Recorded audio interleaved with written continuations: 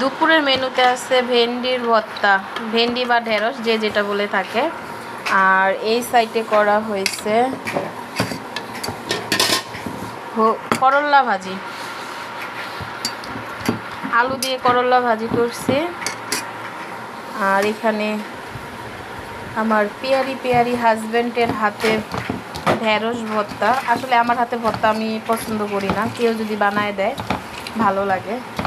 তো এটা আবার অনেকে খায় না, কিন্তু ঢেঁড়স ভর্তা দিয়ে ভাত খাইতে ভালো লাগে। ঈদ চলে গেছে, কিন্তু দুঃখের বিষয়ে দাওয়াত পাই নাই। আর এইখানে রান্না করছি, এটা কেমন হয়েছে আমি জানি না, আমার ছেলে খাইছে। এখানে হাতে মাখাইয়া দেশি ট্যাংরা মাছ, ডিমওয়ালা ট্যাংরা মাছ আলু দিয়ে, না ঝোল না চচ্চড়ি রান্না করছি। বারে ঠিক আছে, হাঁড়ি পাতিল সব কিছু নিয়ে খেতে বসে গেছি। আজকের যা গরম, কয়েকদিন যাবত থেকে রান্না বান্নাও করতে ইচ্ছা করার, অনেক কষ্ট করে রান্না বান্না করি। এই যে নাও, নিয়ে খাও। গোসল করে ফ্রেশ হয়ে কে কে খাবেন চলে আসেন, দাওয়াত রইল। আর করলা ভাজির মধ্যে হলুদ দিইনি, হলুদ তো রং খেয়ে কি লাভ। কি কয়? আর গরমের মধ্যে করলা নিয়ে চলে, এই দাঁড়া বলত দাঁড়া। আমার হাজবেন্ড অনেক চালাক, ঠিক আছে, কিন্তু আমার হাজবেন্ডের ছেলে অনেক বোকা আর বলত। ওর নাম ফালাইছি বলত। মানুষের নাম ফালাইতে হয় না, বলত মানুষের নাম ফালাইলে কবিরা গুনাহ হয়।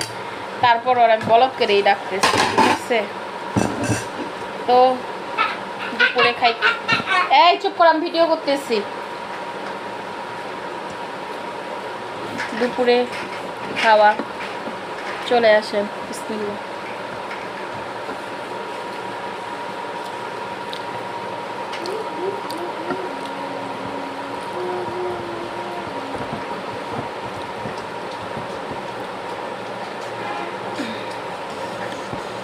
গরমে খাওয়ার এনার্জি নাই।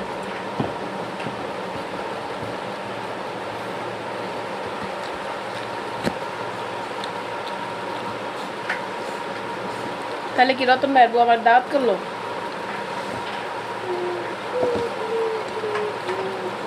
রতন ভাই বউ হাঁস পালে না?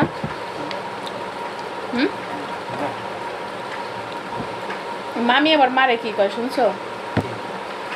আমার সাথে যে কথাগুলো হয় না, আমারে কইল সব কয়ে দেয়, মারে সব কয়।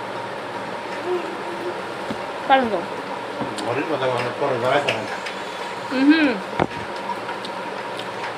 আমি তো বলছি সালাম মারা গেলে যাবো, ওইটা আবার মারেও কয়ে দিছে, সালাম দিয়েও কয়ে দিছে।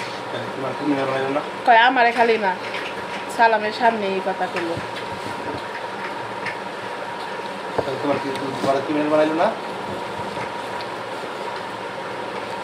সালামের তোর খাতির তেল আছে বুঝাই তেল উঠে, আর তেল কিনে রাখতো, কারণ তেল উঠে না, তাও তো ওই মাসে 8 কেজি এক মাসে।